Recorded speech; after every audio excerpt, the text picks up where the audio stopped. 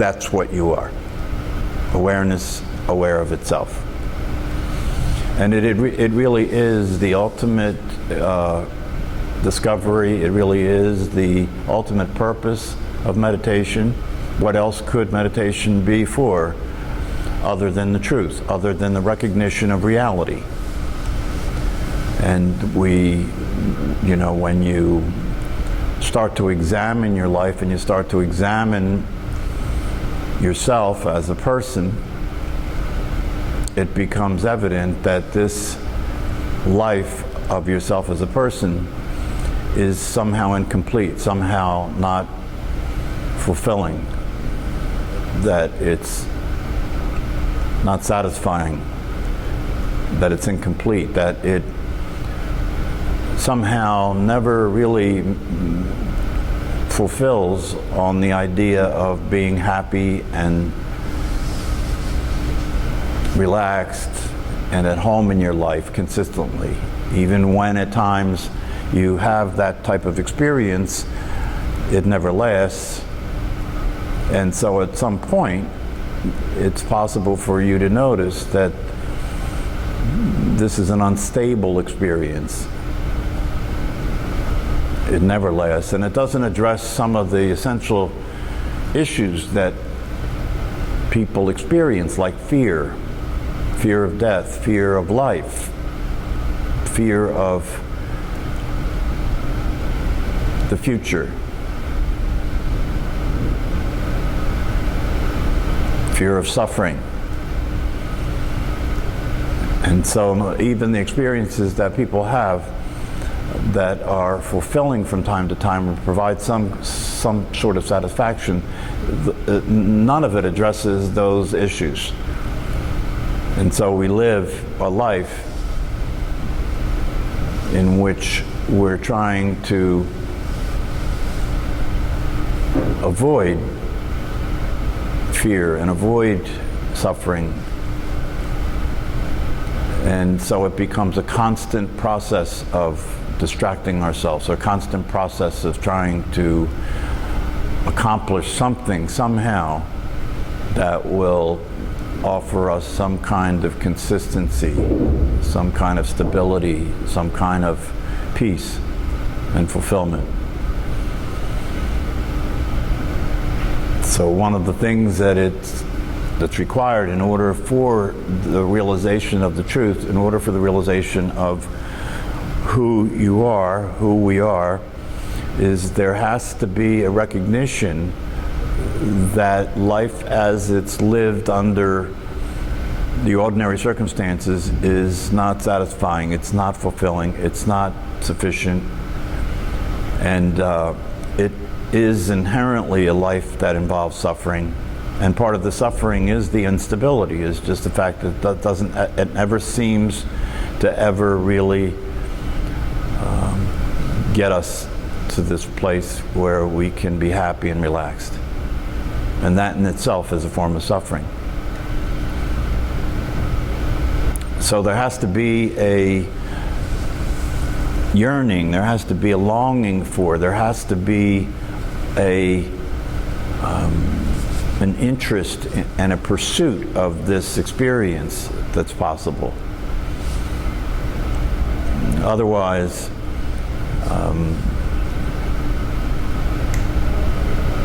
it's unlikely to be realized, because there is so much agreement in the world about the idea that the way that things appear is reality, and that who most people think they are is the truth.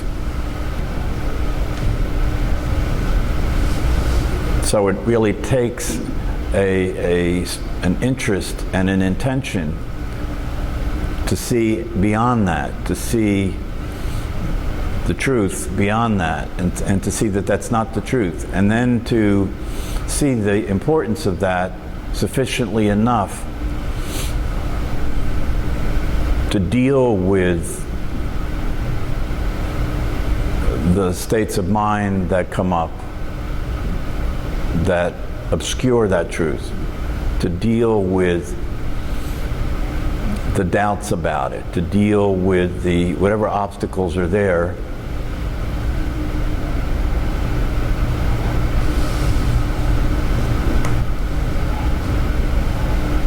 And if there is sufficient interest and sufficient attention and sufficient intention, it becomes possible to discover what's always there, what's never hidden, and what does offer consistency and stability. So, and I think that if you listen to it and you listen to it in earnest, with an open mind, see, that's the key. So you can listen to somebody pointing to the truth, right? And even as they point to the truth of what you are and the truth of reality, the mind can come in and produce doubts and questions and distractions and so forth and so on. And so even after having listened to a direct pointing to the truth of who you are, you're still left to deal with what is going to play, the thoughts that are going to come in and play. You're still left to deal with that. And that's the challenge, right? Because you can't even, that's why in this guided meditation it takes half the time to just try and talk to people about letting go of their ordinary way that they are thinking and so forth. It takes half the time to just talk to people about that. And then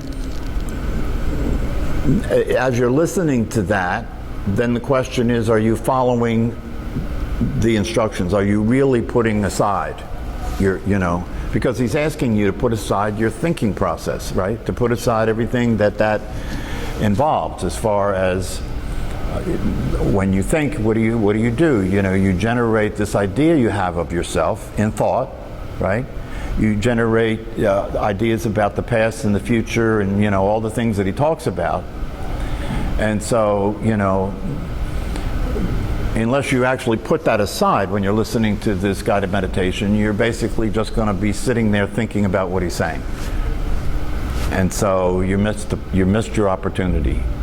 See, because that's one of the ways that this needs to be seen. If you're dealing with this realistically, the way that this needs to be seen is, as it turns out, your life is an opportunity.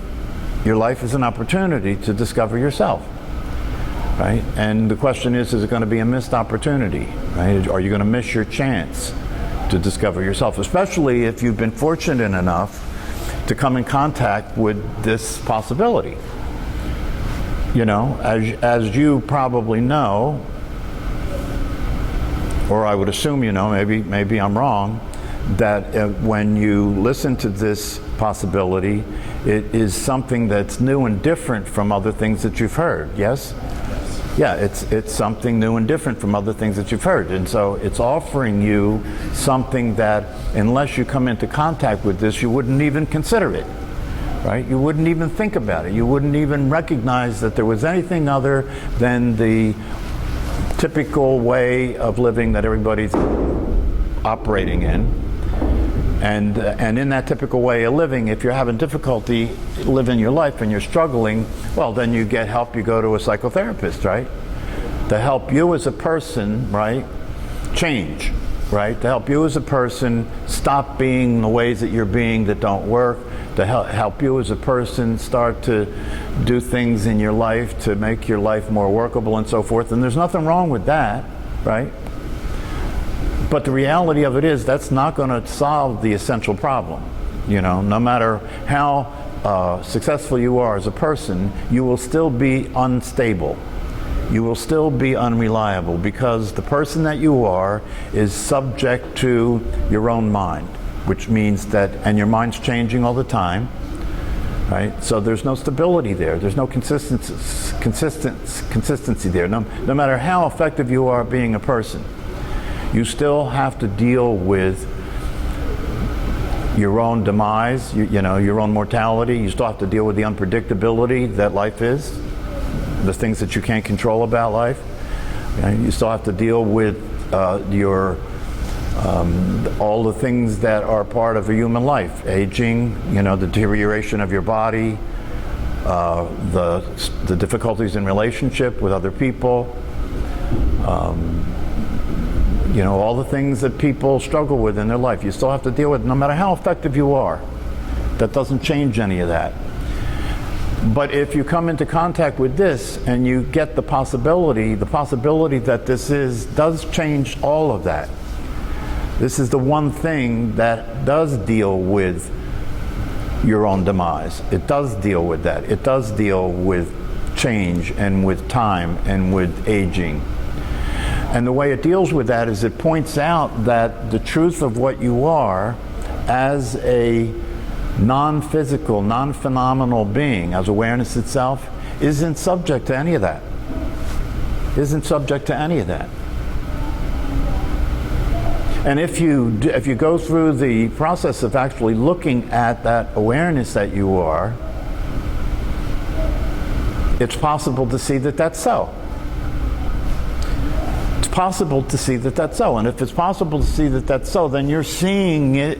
You're seeing it for yourself directly. You're not believing in anything, you know, it's not a religion. You're not believing in anything. You're simply looking at what's true.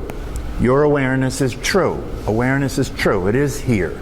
And you can look at it, right?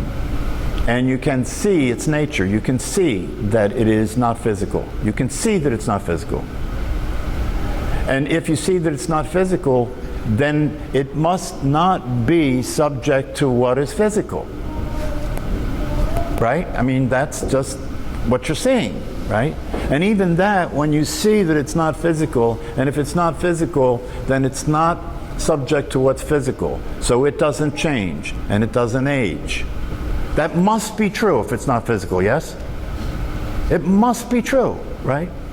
And if that's true, and if that awareness is actually what you are, it means that you don't change. What you really are doesn't change. What you really are doesn't age. What you really are has no gender. What you really are has no form. What you really are has no fear.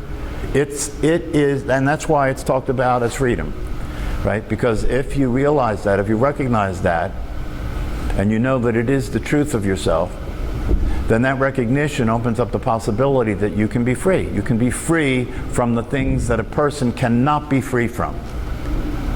And the interesting thing about this is that the diamond has been in your pocket all along. The interesting thing about this is that this has already been true all along, right? So it's not something that's going to happen, right? It's not something that if you realize it, upon realizing it starts to happen. No, it's always been true. It's always been true. Why haven't you seen it? Because you weren't looking, right? Why haven't you seen it? Because you were paying attention to the same thing everybody else is paying attention to, right? The outside world, right? The reality that everybody agrees is the reality. That's what you were paying attention to. And you considered that to be reality, so there was no reason to look anywhere else, right? Yeah, except that when you come upon this possibility, what this possibility is saying is that there is a reality that is the truth, and the reality that you consider to be the truth isn't actually reality. It's just the way it looks. It's just the way it appears. But an appearance is not necessarily a reality. It's an appearance. So it's easy to be confused, right? It's easy to confuse who you really are with who you think you are, right? It's easy to be confused, right? Because everybody else is confused, right? It's easy to be confused that who you are is your body because it seems so. It seems so, right? Because we are used to experiencing ourselves as existing within this body, right? And therefore, if the consciousness and the awareness that you are resides within this body, it's easy to take the body to be what you are, right? Easy. Seems obvious, right? But on the other hand, if you stop and pay attention to awareness, if you direct your attention to the awareness that is there and you recognize that it is not physical, then that has to bring up the question of whether you are your body, doesn't it? It has to bring up the question of whether you are your body. And if it brings up the question if you are your body, you can then pursue that question and look and see if the awareness is physical. Does it have a form? And you can do an experiment. You can become aware of your entire body, right? You can become aware of your entire body. And if you're aware of your entire body, then your body must be in that awareness. Yes? If you're aware of your entire body, your body must be in that awareness. And if you see that, you're seeing the reality of it. That it's an illusion that you are your body. It's an illusion. It's actually not so. And that's hard for the mind to get, right? That's hard for the mind to get, because the mind wants to deal with everything scientifically, right? The mind wants to deal with everything in terms of, the scientists tell me that I am my body. Why would I argue with that authority? This is something that is generally understood to be reality and to be the truth. How can I argue with that? And it seems to be true, right? That it seems to be true that I am my body. But even if you look at that, experientially look at that, right? How do you know you're your body? Well, I can now watch. How do you know you're your body? I can feel my body, right? Right?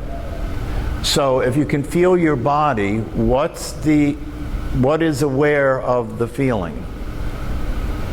You see, if you are your body, then you wouldn't have any space. There wouldn't be any distance away from it to feel it. Do you understand? You would be it. You couldn't feel it. You would be it. You couldn't see it. You would be it. But that's not the way it is. You can have a sensation in your body, and there's something that's aware of the sensation that is not the sensation. Yes? There's something that is aware of the body that is not the body. So if you just slow down and pay attention, the evidence is right there in plain sight. It's obvious that that's the case. If you slow down and actually look and see what's actually true, it's actually possible to see what's actually true for yourself and realize that it cannot be true that I am my body.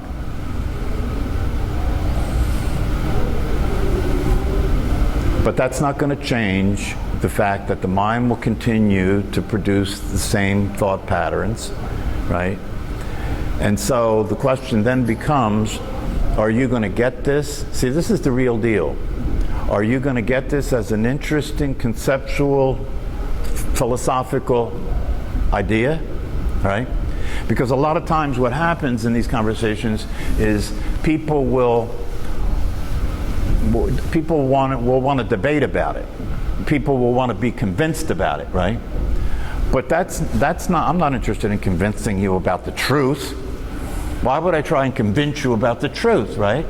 Because if you're not interested and you're not willing to see something that's the truth, that could be a game changer, that could produce a completely different experience for you of your life, so be it. See, if I could convince you about the truth, the you that I've convinced wouldn't be who you really are, could it? The you that I would have convinced would only believe in what I convinced you to believe, right? It wouldn't be who you really are, because if you were experiencing who you really are, I wouldn't have to convince you of anything, right? You would see it for yourself. So if I have to convince you, it's because not only are you not seeing it, but you believe what's not true to be true, and therefore you want to argue. You see? You believe what's not true to be true, and therefore you want to be convinced, right? But the you that believes that, even if that you was convinced, you wouldn't be any closer to the truth, because if that you isn't who you really are, you're still not experiencing the reality of it. Right? Then maybe you believe in this, right? But believing in this is not going to get you anywhere. Believing in this is not going to change the situation that you're in as a person, right? That's why a lot of organized religions aren't very effective, right? Because you can believe that things are a certain way, right? But that doesn't change the situation you're in as a person. You still have to face life the way life is. You still have to face human suffering. You still have to face change. You still have to face the difficulties that you find yourself in conflict with life and with other people, even though you believe what you believe. But this is different than that. This is different than that. Because if you see the truth of what you are and you allow yourself to stop denying it, and you accept it, and you're willing to be that truth, and you're willing to live as that truth, and you're willing to see life from that truth, then you are different, right? Then the conflict that you have with people resolves itself, right? Because you're not a person anymore. You're free from identifying yourself as a person, and so there's nothing to protect, there's nothing to defend, there's nothing to argue about, right? You can just be, you can just be. You can just be and allow everything to be the way it is. But the question really comes down to, if you see what this points to, do you see it clearly enough to understand what's at stake? Do you see it clearly enough to deal with what you need to deal with in order to allow yourself to be what you see? Because it is the case that you are that. So the only thing you can do is either deny it or allow it, yes? Because it's already true. And see, you've already you've already taken the serum, you've already swallowed the pill, right? Because if you hear about this possibility and you really see that it does make sense, you really see that it is true and it is real, right? You see it, you see it. Once you see it, once you see your true nature, once you see the experience of yourself as the truth, and you see it directly, too late, too late. How are you going to forget that? How are you going to forget that? How are you going to go back? See, once you see it, and if you attempt to go back and live life as what you thought you were, it'll be worse than it ever was, right? Because you've tasted the possibility, because you know that it doesn't have to be that way. And so now you turned away from the truth, and you're back in denying it, and you're trying to go back and make it work the way it was. And you'll see more clearly than you ever did how unworkable it is, and it'll feel worse than it ever did, right? So you see, you have to understand, there's no getting out of it. You can't escape this. It's like the teachers say, you can get it now, you can get it later, you can get it 10 lifetimes from now, you can get it 1,000,000 lifetimes from now, but there's nowhere else to go, right? It's only a matter of time, because it's already true, and there's no other possibility. There's no other possibility. Because one of the things you discover when you see the truth is what you thought was true isn't true, so that's no longer a real possibility, right? So that leaves you with the other possibility, which is a real possibility, and there's nothing else. So where are you going to go? There's nothing else. So it's really a matter of, when will you surrender? That's all. When will you when will you allow the truth to be true?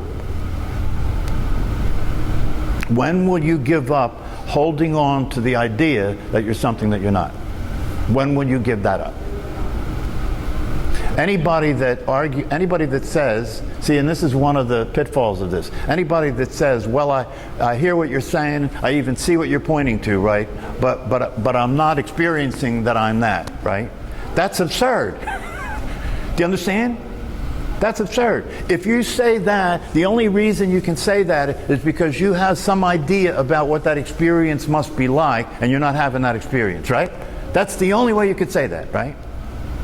But you see, if you really get that it's already true that you are this, right, then it doesn't matter what the experience you're having is. All you have to do is get that you are this. The awareness is there, and the experience you're having may be there, right? But the experience you're having it doesn't define you or not define you. It's just the experience you're having. So it doesn't matter whether, you have some experience that is this enlightenment experience, right? That's one of the ways that people get confused. Oh, if I get who I really am and I experience who I really am, I should have this experience where I float up to the heavens, or I have this experience where I'm full of bliss and light, right? That's just not the case. That happens from time to time, but that in itself doesn't mean that that person discovered who they are and is now being who they are, because who you are is not an experience. Even people that have these intense enlightenment experiences, right? If you listen to their description, they're describing an experience that happened and then it passed, right? Well, that can't be the experience of your true self, because your true self doesn't change. It doesn't happen and pass. So that's not an experience of your true nature. That's not an experience of awareness. That's just fallout, right? That the person, when the person had this sudden awakening, right, that there was this fallout that was part of the way it was at that time, but that wasn't the awakening. That wasn't the awakening. The awakening doesn't have a form. It doesn't change. It's not an experience. It's always been there. It's consistent. It's stable. And it's there right now for you. It's there right now for you. So if you're smart, right, if you want to do the smart thing, just accept that. And you can accept that and say, I know who I am. I've had glimpses of it, right? I've seen it, but I'm not being that consistently, right? That's okay. That's okay. You know, you can start working that out. You can start using the awareness that you have of yourself as awareness to start to move through your life aware of that, right? So that will penetrate the lie. That'll start to penetrate the lie, right? So that you can be in the middle of the world in which everybody's lost in the sauce, and you can be awake and aware and know who you are. But that's going to take some intention, right? That you got to, once you wake up, you have to come out of the dream, right? You have to practice staying awake consistently, right? But that doesn't mean you can't know who you are. Do you understand? You can know who you are, and the experience of that is there as awareness, but still what's going on is the crazy world, right? But that doesn't mean you don't know who you are. And by knowing who you are, even though the appearance, the dream is still going, right? By knowing who you are, right? The knowing who you are while you're in the dream will have the dream start to dissolve. Do you understand? Because now the reality is there. The reality is there, and the reality will start to colonize the territory. The reality will start to take over the space of the illusion and bring the illusion to a true experience. And you know, the only thing that happens when that happens is you still see things the way most people see things, right? But now you're seeing it as something that's not real. It's still there, right? It's like if you're in a dream and you're dreaming a dream, right? But now you're awake in the dream and you know you're dreaming and you're seeing the dream as a dream, right? That makes a big difference, doesn't it? Because that means you could be dreaming something that is frightening, right? But you know it's a dream, right? So it's really not that scary at all. It's like going to a scary movie. You can let yourself be afraid and enjoy the movie because you know it's just a movie, right? It's the same thing with life. When you wake up and see things as they are, right? They're still showing up the same way, but you don't take it seriously anymore. You don't consider it to be an absolute true reality that exists like a dream, but you're awake and you see it for what it is. And you see the truth about yourself. You don't take yourself to be a person anymore, right? You may play the role of a person, right? You have to play the role of a person because that's in the world we're in, right? That's what you have to do. You have to play the role of a father, a husband, a parent, a person, a voter, right? But you can play the role and not be the role. And that's much easier, isn't it? That's much easier than believing it's true. So, anything else?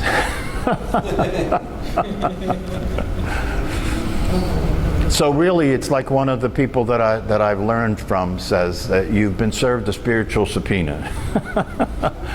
So it's really the ball's in your court, you know. You can either just stay in your head about it, you know, and think about it and think that it's interesting and read about it, or you can understand that this is not about reading or learning, it's about being. Right? It's about accepting the possibility and allowing yourself to experience what's available to you. Why would you do anything else? You know? That's like getting to heaven and you get to heaven's gate and you say, wait a minute, before I come in I want to read a book about this to see if I really want to do that. That's stupidity. All right. See you next time. Thank you. Mm-hmm.